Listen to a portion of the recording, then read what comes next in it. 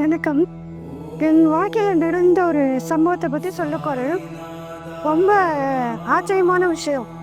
எனக்கு 1983 கல்யாணம் ஆச்சு. 12 வருஷம் குழந்தையே கிடையாது. கைனிக் ப்ராப்ளத்தில் நிறைய ட்ரீட்மெண்ட் எடுத்து 1995 எனக்கு பையன் பிறந்தான்.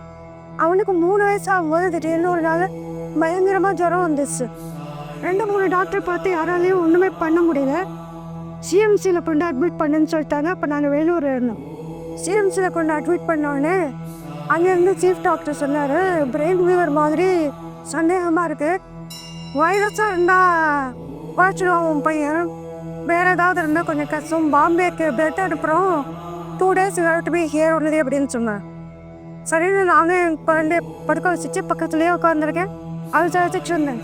திடீர்னு ஒரு நர்ஸ் வந்தாங்க.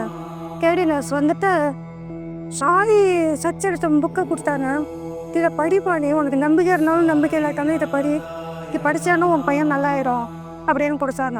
அவ்வளோதான். கண்ணெல்லாம் தொடச்சிட்டு உட்காந்து அன்றைக்கி மத்தியானத்தில் படிக்க ஆரம்பித்தேன். அடுத்த நாள் மத்தியானம், அடுத்த நாள் நைட் முடிச்சுக்க முடித்தேன். 3ஆம் நாள் வந்து பாம்பேலேருந்து ரிசல்ட் வந்துச்சு. டாக்டர் வரப்போறாரு. அப்படியே நெஞ்சை பிடிச்சிட்டு உட்காந்துருங்க. வந்து தட்டி கொடுத்துட்டு டாக்டர் சொன்னேன், பேட்டி டோன்ட் வரி, உன் பையன் பர்சன்ஸு, இன்னும் ஒரு 10 நாள் ஹாஸ்பிட்டலில் ட்ரீட்மெண்ட் எடுக்கணும், அப்புறம் போகலாம். இதெல்லாம் வந்து ஒன்றால் தான். நீ பக்கத்தில் உட்காந்து அப்படி ப்ரே பண்ணிட்டு இருந்தேன். என்னால் இல்லை சார். இந்த புக் கொடுத்தாங்க, சாய் சச்சரம் புக்கை கூப்பிட்டு கொடுத்தாங்க ஒரு நர்ஸு, அதை படித்தேன்.